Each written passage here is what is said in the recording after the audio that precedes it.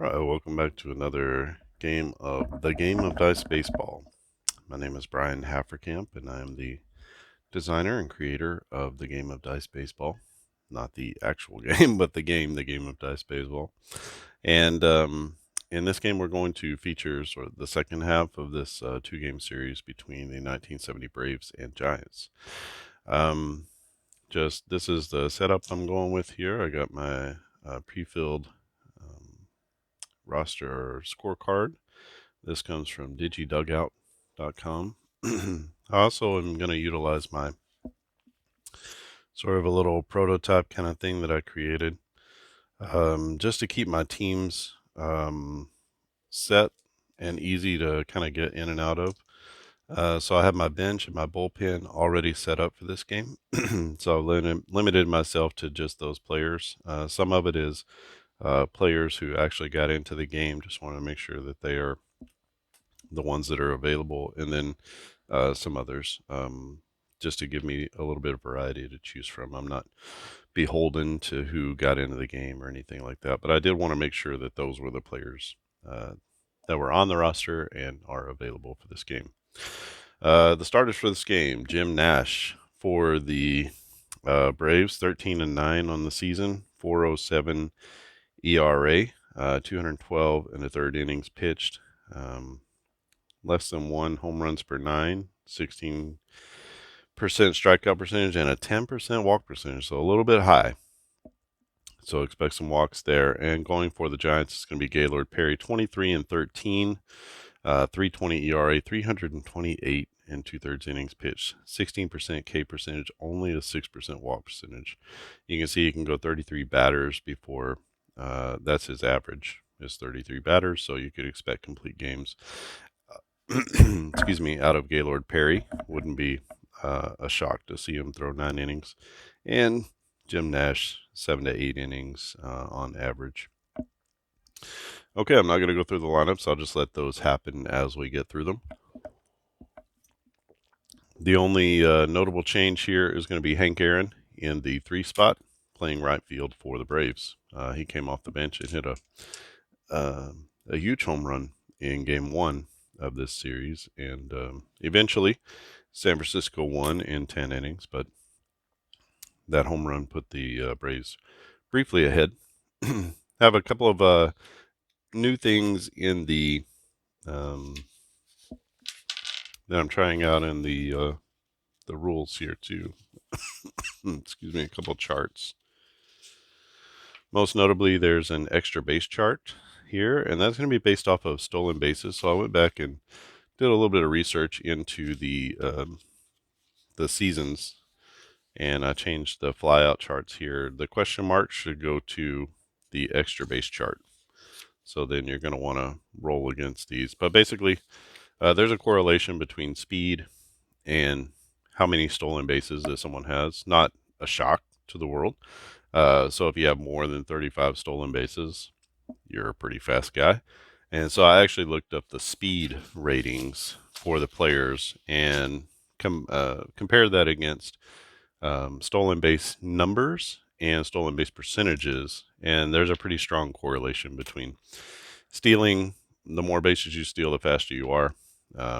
So I could use that as a number and not have to change the entire system or update all the cards with the speed number. Excuse me. We can just use the stolen base numbers.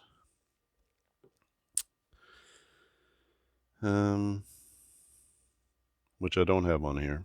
But yes, the stolen base number. So the actual, I was looking at the wrong card.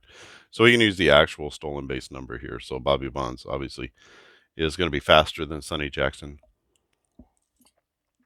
It may or may not hold to be actually true, but by and large, on the whole, that is going to be true. So a person with only 15 or 16 steals is going to be slower with their speed than someone with 40 plus, 50 plus steals. So that's how we're going to play that. This game is not overly complex. I'm not trying to make it more complex, but I am trying to add as much detail as I can given what we have. I'm happy with the numbers that we have. They work out It makes the cards look good. And so we're going to try to move within the realm of what we have so far. And I think things are turning out well. Seems like a good review so far. All right, so this is going to be the 1970 Braves at the 1970 Giants. Leading off is going to be Sonny Jackson, the shortstop. He'll be followed by Felix Millan, the second baseman. And third in the inning is going to be Hank Aaron. And they'll be facing off against the righty, Gaylord Perry. So first at bat, the pitch to Sonny Jackson. That's going to be if Sonny Jackson's average is greater than 299, it's a single. Otherwise, it's a hard ground out, and it's going to be a ground ball. And that's going to go to third base. So rip down the line. And the third baseman is Tito Fuentes, and he's going to make the play over to first base, and that's going to be out number 1. Sonny Jackson goes down in the first, and Felix Millan steps in. Millan, second baseman, 310 average in 1970. It's going to be a little soft grounder. That goes to third base, and coming in hard, so he got a soft one, he's got a hard one. But Fuentes is up to the challenge for either one as he takes that little 3-hopper and gets it over to first in time. Felix Millan down for out number 2. Hammer and Hank Aaron, 516 at-bats, 38 bombs, 118 RBIs, 12% walk percentage, 298 average. You can see he was a perfect 9 for 9 in stolen bases, so didn't steal a lot, but chose his times wisely. This is going to be here, so that's going to be a normal ground ball that's going to go to the third baseman, and Fuentes makes every play in every single way that you could in that inning. So a hard, a soft, and a normal ground ball. And 3 up, 3 down go the Braves in the first inning. No runs, no hits, no walks, no errors, nobody left on, and we go to the bottom of the first. Bobby Bonds will be up first, and then Ron Hunt, the second baseman, and Willie Mays in center field is batting third. So Bonds is going to strike out, and that's going to be a strikeout swinging as Bonds goes down on the Jim Nash fastball, out number 1. Trying to just keep everything on the screen here. So hopefully I'm okay to cover up a couple of those, that bottom row there. But all right, next up is Ron Hunt, second baseman for the Giants. This is going to be a fly ball, and that is out to right field. Hank Aaron out there in right field patrolling. Brings it in for out number 2. Ron Hunt is the second out of the inning. Brings up Willie Mays, the right-handed center fielder for the Giants. Mays, 478 at-bats, 28 homers, 83 RBIs, a 291 average in 1970. Getting into the sunset of his career. Here's a little fly ball out to right field. Again, Hank Aaron is there. It's a can of corn, and he's got that for out number 3. And the Giants go down 1-2-3 in the bottom of the first. And we head to the top of the second inning. Still no score, no hits, no runs. And it'll be Gaylord Perry against Rico Carty, Orlando Cepeda, and Tony Gonzalez. And this is going to be a little shallow fly ball. Or actually, it's going to be a line drive. You can see the asterisk here. So that's going to be a liner to left. Sort of sinking liner out there, and the left fielder is Ken Henderson, and he's going to be making the play for out number 1 as Rico Carty gets a hold of one, hits a little sinking liner out to left, and Henderson is up to the challenge.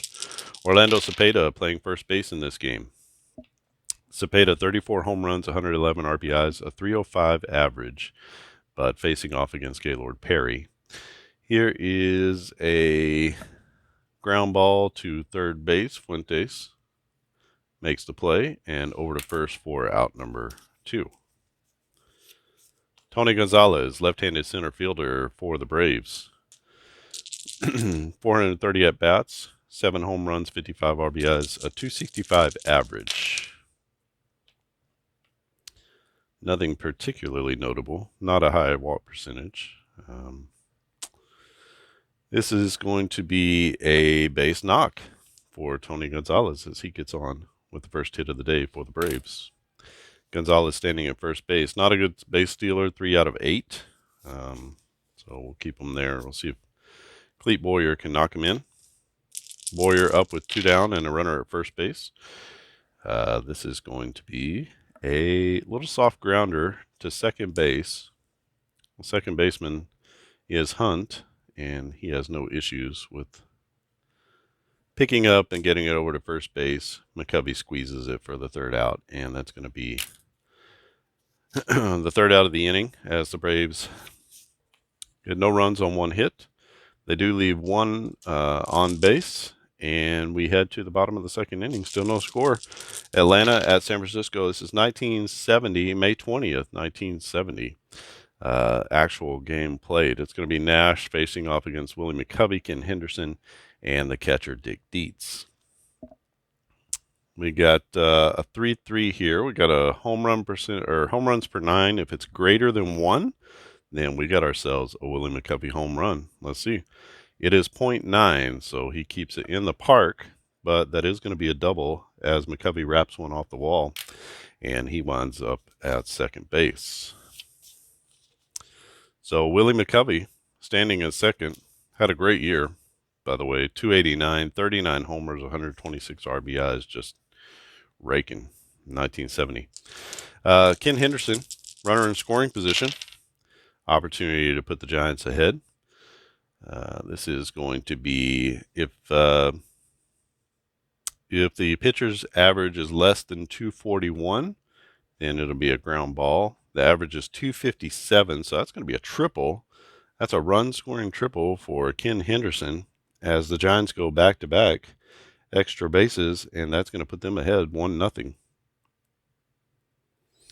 Let's give him the RBI there. And Ken Henderson rips one into the gap and makes his way around to third base. Henderson with 3 triples in 1970, and he puts the Giants ahead. Dick Dietz now, power hitting catcher, 22 home runs, 107 RBIs, 300 average for Dietz in 1970. It's a 12 if his walk percentage is less than 5%, which it's definitely not. High walk player, and so he is going to take the base on balls. So we got runners at first and third now with nobody out, and it's Tito Fuentes to the plates.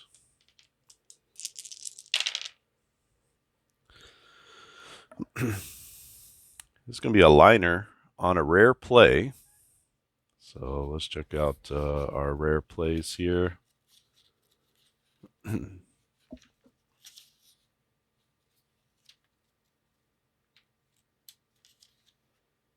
make sure we get to the right one. Okay, and we got a line drive.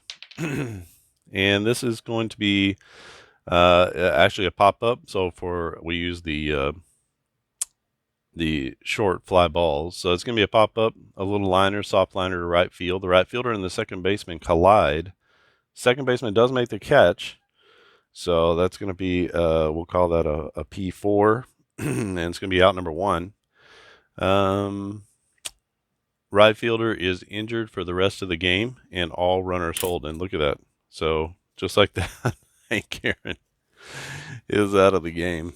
Oh, man. This is 2 games in a row that we haven't really been able to play with him. We got 2 at-bats in this 2-game set. So let's go ahead and switch out Hank Aaron. And I've got my, it's not these guys, right? Yeah, that's San Francisco.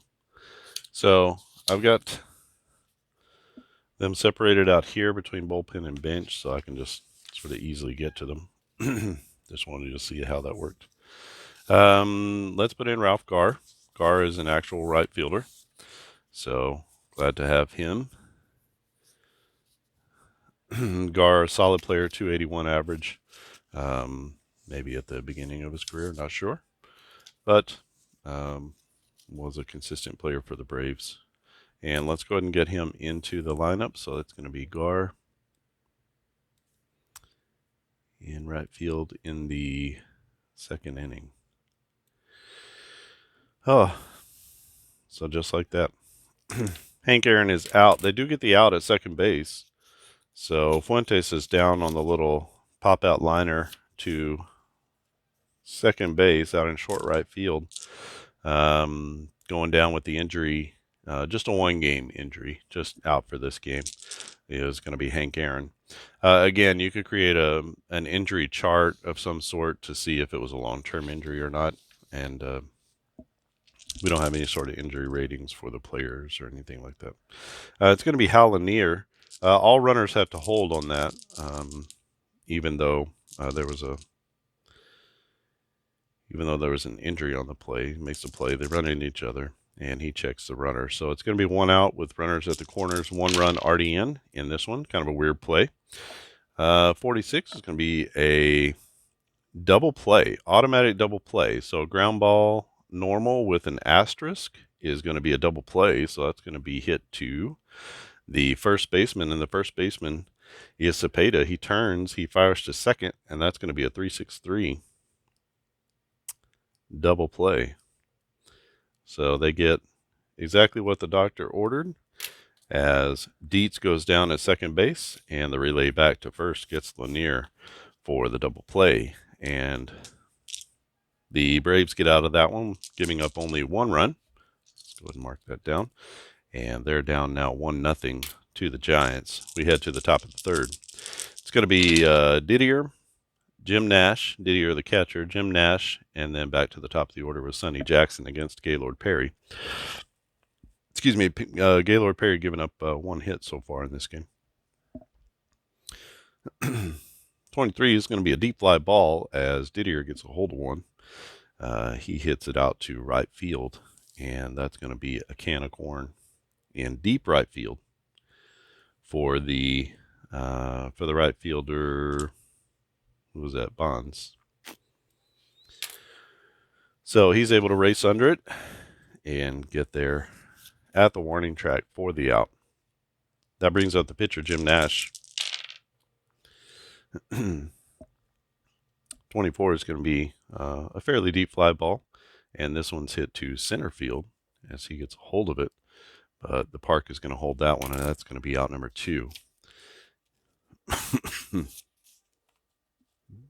Bottom of the order squares up a couple against Gaylord Perry and brings up Sonny Jackson. Jackson grounded out to third base in his first at bat.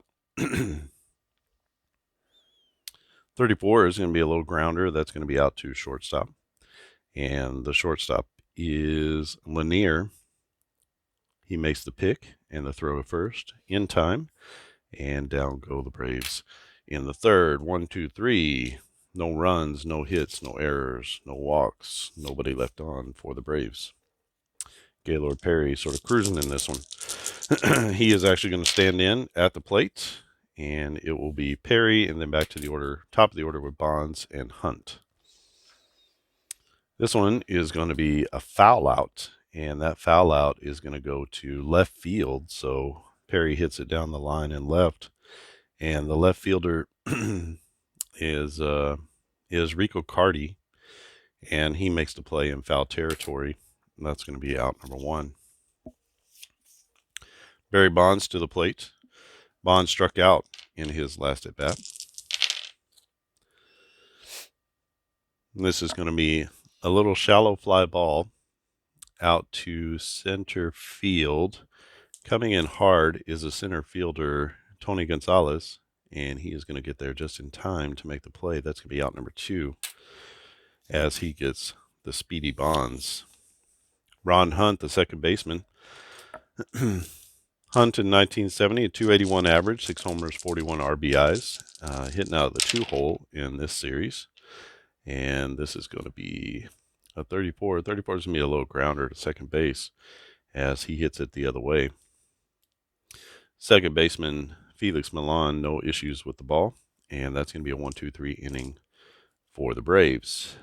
So the Giants go down 1, 2, 3, no runs, no hits, no errors, No walks, nobody left on. And we go to the top of the fourth inning. Still 1-0 San Francisco. And it's going to be Milan, Gar, not Aaron, and Cardi. So we get our first look at Ralph Gar. This is a 45. 45 is going to be a strikeout. And that is a K looking as Gaylord Perry completely freezes Felix Milan. And Milan goes down with the strikeout. Ralph Gar now, his first at bat. Left-handed hitter. 102 plate appearances, no home runs, 8 RBIs, 281 average. You can see decent stealing percentage, but just didn't run very much, didn't play very much. Only 37 games that he got into. So this is going to be a ground ball right back to the pitcher, and that's no problem for Perry as he gets it over to first base in time for the out, and that's out number 2. So Gar with a little comebacker to the pitcher in his first at bat. He is now 0 for 1 and brings up Rico Cardi. Rico Cardi lined out to left field to Henderson in his first at bat. We got a 33 here, so let's see. If his K percentage is greater than 15%, it's a strikeout, and his K percentage is only 8, so that's going to be a walk for Rico Cardi as he gets on for the first time in this game. Cardi at first base, not a good base stealer, so we're going to leave him there.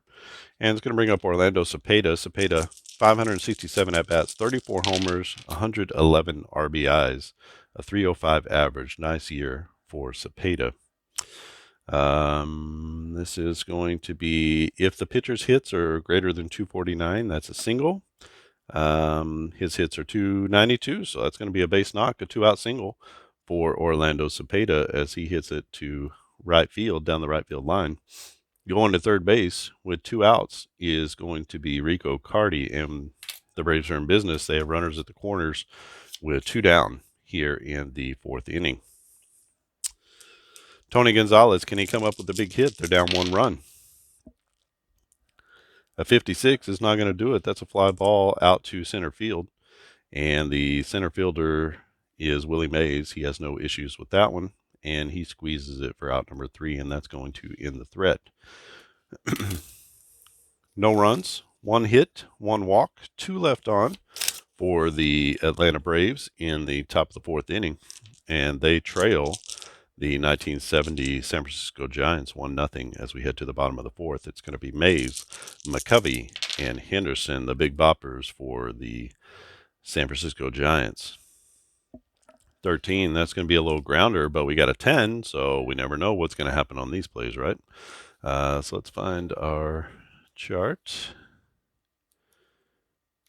for normal ground balls.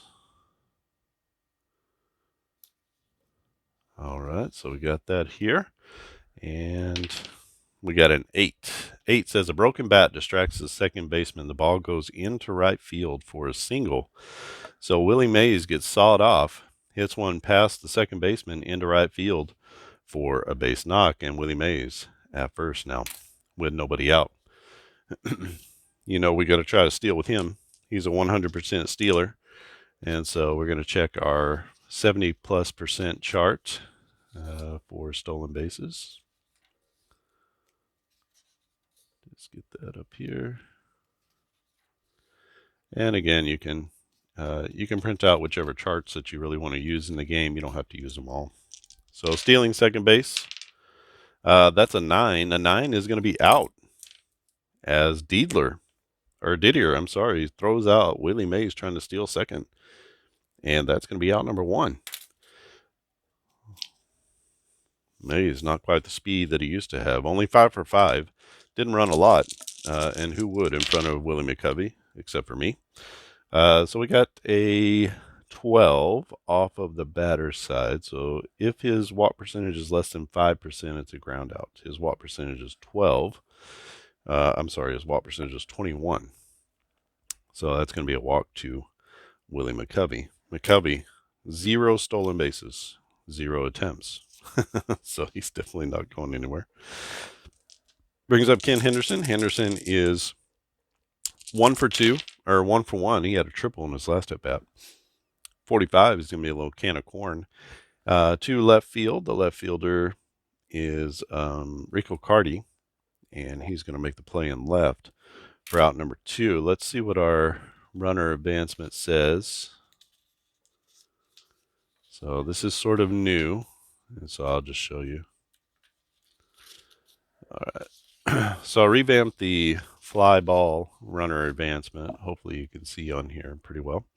So for a fly out, we have a normal fly out, and there was a runner at first base. So we're here, and you can see that that's a hold. So no opportunity for advancement there.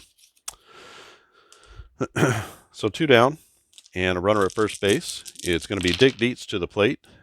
Dick Dietz with 22 bombs in 1970. Nice looking player. I'd never heard of Dick Dietz before. Maybe if you're familiar with the 70s or the 60s, you have. But he is a new player to me. And a nice looking catcher, right-handed catcher with some pop. Here's a 45. 45 is going to be a strikeout. And Dietz goes down swinging, trying to go for the fences on that one. And that will be out number 3. So the Giants get a couple of runners on in the inning, but they can't get them around. And they cling to a 1-0 lead. It's going to be Boyer, Didier, and the pitcher Jim Nash in the top of the 5th inning for the Braves. 46 is going to be a deep fly ball that's driven to center field. Back on it goes Willie Mays, and sprinting to the track, he makes an over-the-shoulder catch, and a really nice play out there by the old man, Willie Mays, as he makes the catch in center field, steals some wheels, still a spectacular fielder. Brings up Bob Didier. Didier is 0 for 1. He flied out to right in his first at bat. This is going to be another fly ball, this one to center field. Not as far. Mays doesn't have to work quite as hard on that one. And he camps under it for out number 3 and gets back to the infield. 2 down. Gaylord Perry working through the Atlanta Braves lineup like a knife through butter. 1-6 is going to be if the hits are greater than 149, it's a single. This is a pitcher, so that's not going to happen. So that's a grounder out to short, and the shortstop is Lanier. He flings it over to first base. McCovey has it for out number 3, and 3 up, 3 down. Go the Braves in the 5th. Braves providing very little resistance without Hank Aaron in this series altogether. And the Giants feel like they have better players. And they haven't actually scored a ton, but they feel like they have better players. Definitely a better pitcher on the mound in this one. All right, Tito Fuentes to the plate. Fuentes, he popped out to second. He was the one who was at bat when Hank Aaron got hurt. And then he'll be followed by Lanier and the pitcher, Gaylord Perry. 24 is going to be a deep fly ball that goes out to left field. The left fielder is Carty, and he goes back on it, and he catches it just short of the warning track, and that's going to be out number 1. Fuentes gave it a ride, but couldn't get it out of the park, and that brings up Hal Lanier, the shortstop. Lanier, 231 average, couple of home runs, 41 RBIs in 1970. This is going to be a deep drive that goes out to center field. The center fielder is Gonzalez, and he sprints straight back, and he makes a nice running catch out in center field as he approached the wall. So a couple of deep fly balls here, but nothing to show for it, as Gaylord Perry, the pitcher, stands in. He flied out to left in his first at bat. This is going to be a little liner, and that goes to the third baseman. So not hit hard. Little line drive to third, and that's going to do it for San Francisco in the bottom of the 5th inning. 1-2-3 go the Giants. Jim Nash pitching well. His Braves are down 1-0 as we head to the top of the 6th inning. And it's going to be the top of the order. Sonny Jackson, Felix Milan, and Ralph Garr. Let's see, K percentage greater than 25%. That is not Gaylord Perry, so he is going to provide the leadoff walk for Sonny Jackson. Always good to get that leadoff guy on. 73% steal percentage. Let's go ahead and try to push the envelope here. And he is in the upper echelon of stolen bases. So let's just go ahead and try to make that happen. So we got our chart up here. It's a 3, and a 3 is going to be safe as he is in there under the tag, and that's going to be a stolen base for Sonny Jackson. So a walk and a steal puts a runner at second base with nobody out. Let's go ahead and bunt over with Felix Millan. He's got 9 sacrifice hits, so maybe he'll be able to take care of business here. We got our bunting plays. We have both sacrifices and squeeze bunts. A 2 is going to be a successful bunt, and so he's going to get over there with the sacrifice hit.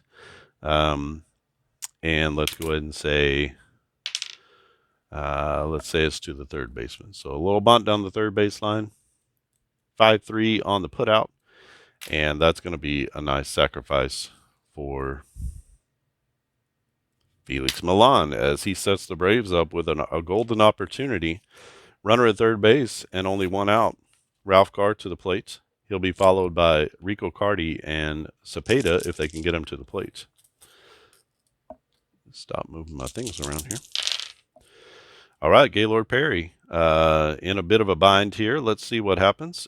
24 is going to be a base knock, and just like that, Ralph Garr drives in the first Brave run, and the Braves have tied the game at 1. Nice job by Garr to knock in the first run. We're tied at 1 now. We have a runner at first base and 1 out. And we got Rico Carty coming to the plate. Carty has walked once, and he lined out to left field. 35 is going to be a fly ball. That's out to left center field. And the center fielder, Mays, has that one. And that's out number 2. I think with a runner on first base, that's going to be a hold. So I'm not going to check that. I think that's what it was the last time when we looked at it. We got Orlando Cepeda coming to the plate. 1 on, 2 outs.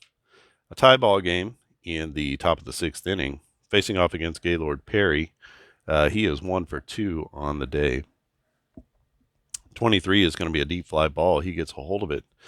He hits it out to center field, racing back to the track, to the wall, and Willie Mays has it. I can't believe it.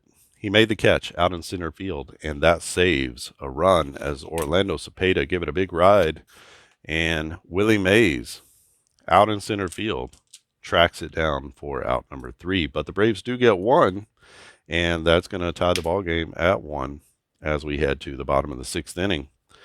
Tight ball game here.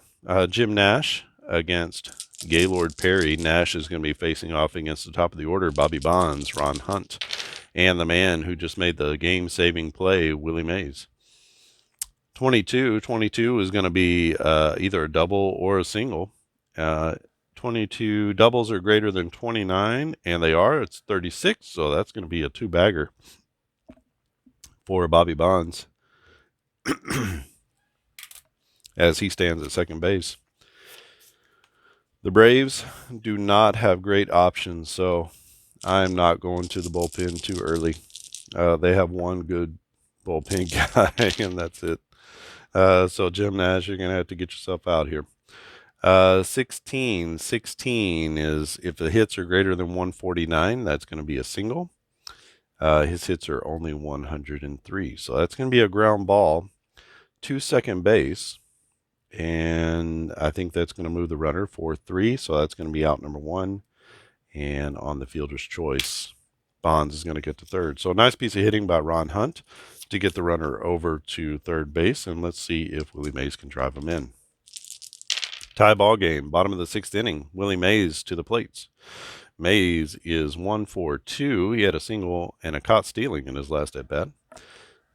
This is going to be a fly ball. That's out to left field, straightaway left. Rico Carty is there. He's going to make the catch for out number 2. And let's see about runner advancement. Let's see. Rico Carty, fly ball to left with a runner at third. Fly ball to left, runner at third. And you can see here we got our question mark. So I'll just show you. So runner at third, fly ball normal. We got a question mark. So if it was deep, it would be an automatic advance to home plate. If it was short or shallow, then that would be a hold. But as it is, it's a normal. So let's go ahead and try. We're going to send Bobby Bonds home and see if he can get home on the tag up. So you can use extra bases for the tag ups or for taking an extra base, on a single. So Bobby Bonds, let's check out his stolen base numbers. Bobby Bonds has 48 stolen bases, so he's in our fastest category. He has our highest chance to score on taking an extra base. And you can see here, if we roll a 1, then he's going to hold. He's not going anywhere. Otherwise, he's safe, except for a 10. So a 1 or a 10, and that's not good for them. Otherwise, he's safe. And that's going to be an 8 as Bonds slides in safely on the sacrifice fly to left. Carty a little bit late on his throw, and the tag is too late. And so that's going to be a sac fly. We'll give a sac fly here. That's an RBI for Willie Mays as he gets it out just far enough to score the speedy Bonds. And the Giants take a 2-1 lead. In the bottom of the 6th inning, Willie McCovey to the plate. Nobody on and 2 out. 22, this could be good. This could actually be an error. We have a balk. Balk's greater than 1, then it's going to be a balk. It's not greater than 1, and so that's going to be an error on the play. And let's look to number 1. That's an error on the catcher as the catcher makes an errant throw.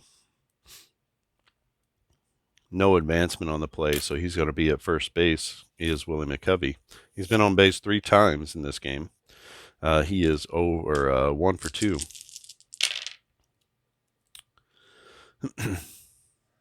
Brings up Ken Henderson. Henderson, an RBI triple back in the 2nd. And he's got a 56. So 56 is going to be a fly ball, but we got a 10. And so we're going to have a rare play with our fly ball.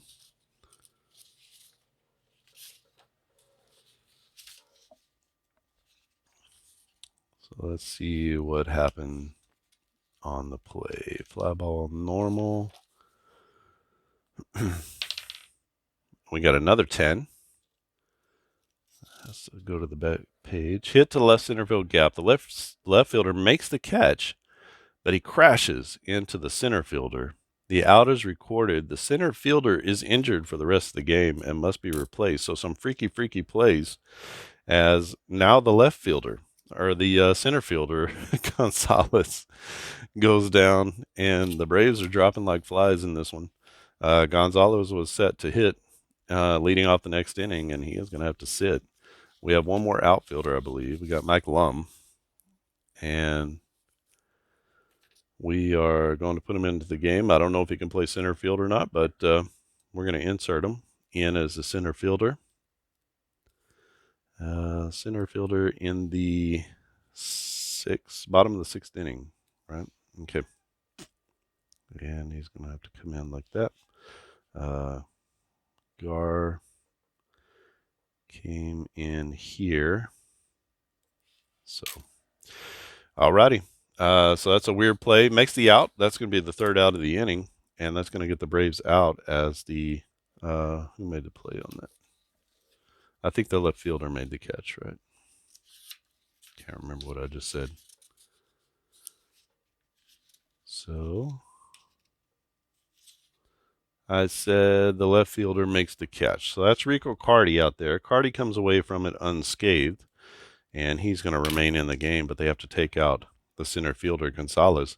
Ken Henderson gives it a ride, but great play out in left field by Rico Carty. Gets the Braves out of that one, but they do give up the lead. They're down 2-1 now going into the top of the 7th inning, and it will be Lum, Boyer, and Didier against Gaylord Perry. Maybe Jim Nash will come up, and we'll get an opportunity to hit for him. We'll have to see. 26 is going to be a strikeout, and that's going to be a strikeout swinging. So Lum comes in off the bench, and he's going to be out number 1 with the K. Strikeout number 2 for Gaylord Perry. 328 innings, only 214 strikeouts. I mean, that's a lot, but only a K percentage that's about average in the league. 45, this is Clete Boyer. Clete Boyer's going to fly out. That's going to be a fly out to right field. Little can of corn out there for Bonds, and that's going to be out number 2. Boyer now 0 for 2. He's had a couple of flyouts and a ground out. Brings up Bob Didier, switch hitting catcher. Only a 149 average. He's 0 for 2 in this game with a couple of flyouts. And he is going to add a strikeout to that as he swings and misses on a Gaylord Perry pitch. And that's going to be out number 3. 1-2-3 go the Braves in the top of the 7th inning. Not providing much resistance at all for Gaylord Perry. And we head to the bottom of the 7th inning. We didn't get to Nash, so we're going to let him go one more. Dick Dietz is up, and Fuentes and Lanier. Hal Lanier, the shortstop. So the pitch to Dietz is going to be a liner, and that's a line drive to right field, sinking. And Ralph Garr comes in and makes a really nice play just on his shoe tops and makes the out of Dick Dietz as Dick Dietz tries to drop one in the other way. And Garr thwarts his attempt. One down now. Tito Fuentes to the plate. Fuentes 0 for 2. He popped out to the second baseman and flied to left. Here is a 23. 23 is going to be a strikeout. And that is a strikeout swinging for out number 2. Only the 3rd strikeout of the day for Mr. Jim Nash. Hal Lanier stands in, 8th batter for San Francisco. He is over 2. He hit into a double play in his first at bat and flied out to center in his last at bat. 36. 36 is going to be a hard grounder, and that goes to the shortstop. And the shortstop is who? Shortstop is Sonny Jackson. Jackson is there to make the play. Remember in the first game, Sonny Jackson made the error that allowed the winning run to come home in the 10th. They had the infield in, and Jackson couldn't handle the ball and allowed the run to score. So there's your spoiler if you haven't watched that game. All right, we're going to take Jim Nash out of the game. And we need a pinch hitter here. Let's use one of our catchers. Let's go with Bob Tillman.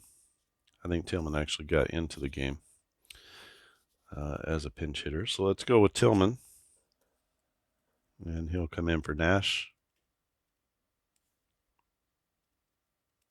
We'll say he's pinch hitting in the 7th inning. And we got this right here. All right, Bob Tillman, the catcher, right-handed catcher. 245 plate appearances, 11 home runs, 30 RBIs, 238 average. So a little bit of pop there, and strikes out a ton. 66 Ks in 245 plate appearances is good for an almost 30% strikeout rate. He's facing off against Gaylord Perry. Perry, nobody out in the, this is the 8th. Nobody out in the top of the 8th inning. What do we have here? We've got a potential walk. Let's see. His walk percentage is 8, so not less than 5. So that's actually going to be a leadoff walk to the pinch hitter. Never a good idea. Brings up Sonny Jackson. Jackson walked in his last at bat. He is 0 for 2 with a run scored. Sonny Jackson, a 56, is going to be a fly ball to right field. And that's a can of corn out there in right for Bonds as he makes out number 1. Brings up Felix Milan. Milan with a strikeout and a sacrifice that led to the last run for the Braves. 23 is going to be a deep fly ball, so he hits that one hard and to right field. Going back on it is Bonds, and this one a considerably more difficult catch, but he does make the catch. And runner at first is going to hold on a deep fly ball to right field. If that had been to left, That would have been an auto advance to second base. 34 is a chance here. So we got an average of 299 for the pitcher. That's going to be a single. His average is 237, so no chance there. That's going to be a strikeout. And that'll be a strikeout looking as Gaylord Perry gets Ralph Garr looking to end the inning. No runs, no hits. One left on for the Braves in the top of the 8th inning. We head to the bottom of the 8th. We need a new pitcher for the Braves, so let's go to our bullpen. And we're going to bring in Hoyt Wilhelm. He is the closer. Frequently went multiple innings, and so we're going to let him close out the game. Hopefully he can just get them through here. He's a right-hander. Jim Nash goes 7 innings, 7 heroic innings, only 2 runs allowed. So a really nice start for Jim Nash. Nash on the year was 13-9 with a 4.07 ERA. So pitched really well for the Braves in this one. Kept them in the game. We've got Gaylord Perry. Going to keep Perry in there, see if he can get the complete game. Also not a great bullpen for the Giants, but if we need to, we can bring in Don McMahon. McMahon, the closer, a 19 saves, 296 ERA, 19% K percentage, but he does walk people 11%. So a little worse than Gaylord Perry. So we're going to let Perry hit here. He is 0 for 2. He lined out to third in his last at bat. He's going to hit a fly ball to right here, and that's going to be a can of corn out there for Ralph Garr as he puts it away for out number 1. 1 down in the bottom of the 8th inning. This one getting close and tight at the end, and it's going to be Bobby Bonds to the plate. Bonds with a double and a run scored in his last at bat. He scored on the Willie Mays sac fly. 45 is going to be a K, and he goes down swinging. So Bonds with the strikeout is out number 2. Nice pitch from Hoyt Wilhelm. Second K of the day for Bonds. Let's go ahead and get our squiggles in here. Ron Hunt, the second baseman, is 0 for 3. A couple of ground outs to second base. Got a chance here for something. So it's a home run if his home runs are 5 or more. He's got 6, and he takes a deep drive right down the left field line. And Ron Hunt gives the Giants a 2-run lead with the solo home run in the bottom of the 8th. Ron Hunt gets one that he likes over the middle of the plate and deposits it just over the wall and left. And that's going to bring up Willie Mays with 2 outs and 1 in already in the inning.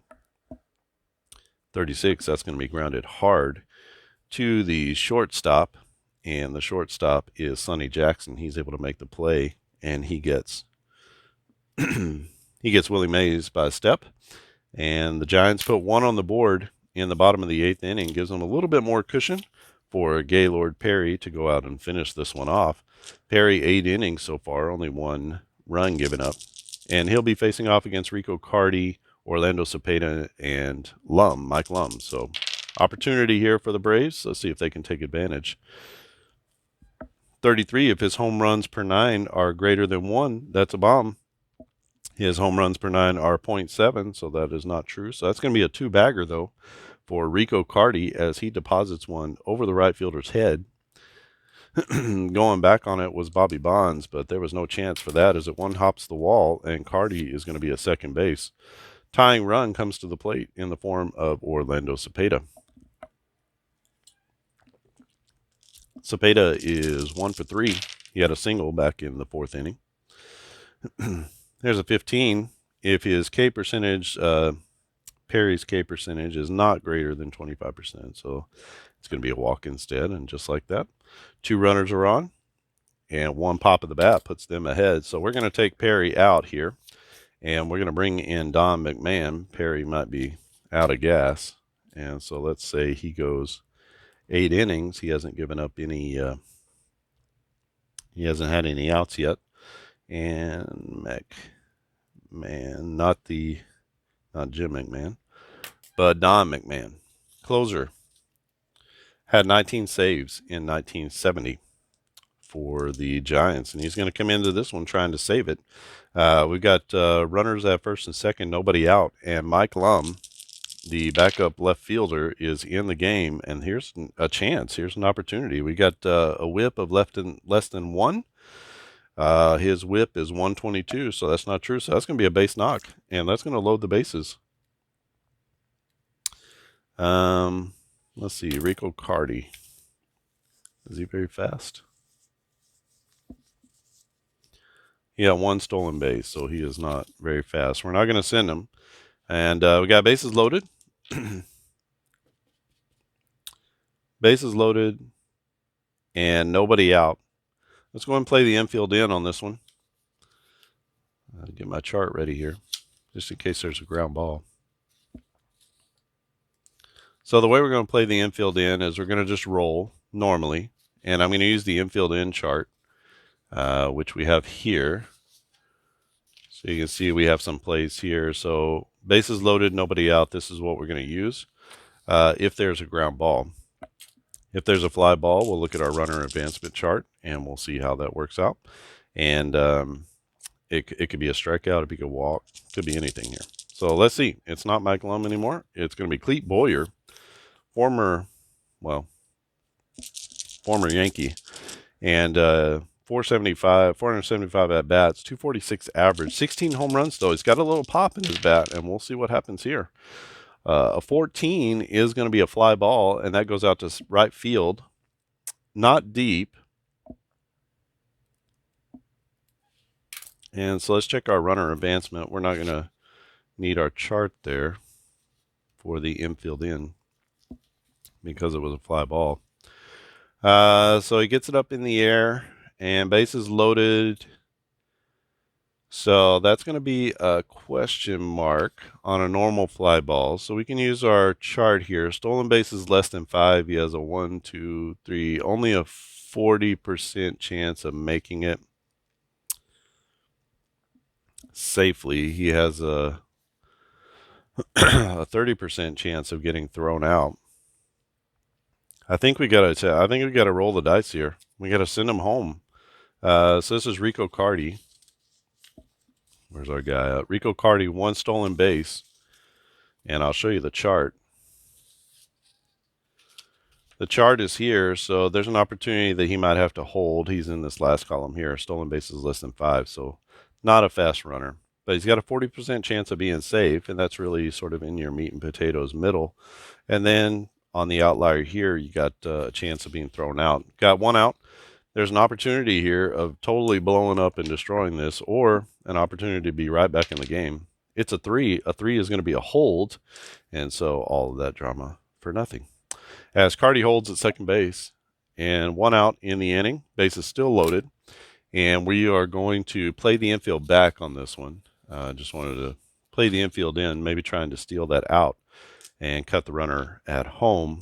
Don't want a runner coming home with 2 outs. I would rather try to stop that run early. But with 1 down, double play gets you out of it. And McMahon cutting it close here. Got Bob Didier, the catcher. Didier, 149 average. You know what? Let's go ahead and pinch hit for him. And now when we're evaluating these, what are we looking at? We have triples, walks. So you want someone with a high walk percentage. You want someone with a low strikeout percentage, high batting average. Hits are not going to play out because these are 2 bench players, so there's a possibility you could hit into that double play there. But if you got someone with home runs, you can flip a home run. This guy only has 1. He has 11. So that allows him the opportunity on the 66 to hit the home run to tie the game. So that's what we're going to go with here. What we really need is 1 swing of the bat. And I realized that his K percentage is quite high, so he could flip that one there. So there's a little bit of strategy when you're thinking about these players and bring them into the game, because you're looking at what things can be flipped, right? Everybody can can have the white non-conditionals. But when you're looking at it, you're saying, well, is this guy going to be a positive or a negative influence if he has one of the conditionals? So let's bring in Hal King. He's going to pinch hit in the 9th inning. We got him right here. Facing off against Don McMahon. 1 out, bases loaded. 2-run ball game. 3-1 Giants over the Braves. A 25. 25 is going to be a shallow fly ball with an asterisk. That means it's a line drive. And that's a line drive to center field. So Willie Mays coming in hard makes the play in center. And that's going to be a hold. I don't have to look that up. So nobody moves up. And that's going to be 2 down.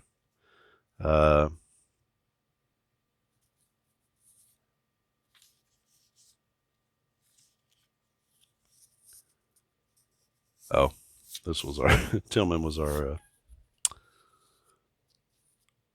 he was our backup player. All right, we got one guy coming off the bench, one more, and this is going to be Gil Garrido. If Garrido gets on, then that's going to blow everything up. Pinch hitter in the 9th. All right, so this is your ball game. 2 down, bases loaded. Don McMahon trying to save this one for the Giants. A 34 is going to be a ground ball. That's to second base. And let's see, does Ron Hunt make the play? He does. He gets it over to first, and that's going to be out number 3 as the ball game ends with a ground out to second base. Bases loaded. Had a chance there, the Braves did, to win it or to tie it, and couldn't get a run across. That's going to be a 3-1 win for the Giants. So you can see that adding in a few more things here that work with the cards already. So all you would have to do is just re-download the game guide, which I can send that out to you, or you can go back to your downloads if you've already purchased the game. You can go back through your email and re-download the file, and the file I'll make sure that it has the new game guide in it with the charts. All right. I think that's it. This is a 3-1 victory for the 1970 Giants over the Braves. Gaylord Perry with the win over Jim Nash. The save goes to McMahon, who goes 1 inning. And so we're going to say the win. We're going to say the save. We'll say the loss. He goes 1 inning. Wilhelm comes in and shuts down the Giants. Actually, he doesn't. He gives up the game, or gives up another run there. Well played game. Like I said, these things here, man, they're just lifesavers. They just help to separate everybody out, so that when I'm looking for players, I've sort of predetermined who's on the bench and what players I have to bring in. So I'm just kind of looking down the bench at who to bring in. So those things have been really cool and great to have. I just made those out of some sheets of paper. So super easy to make, just some little pockets, for me to put players into. And we have the 70s game engine. This is 1970 cards, which you can purchase at thegameofdicebaseball.com. Thegameofdicebaseball.com. And got several seasons. 1977 will be coming out probably today, so very soon. And we got almost all of the 70s covered, trying to get those out for you to play and eventually move on to a different decade.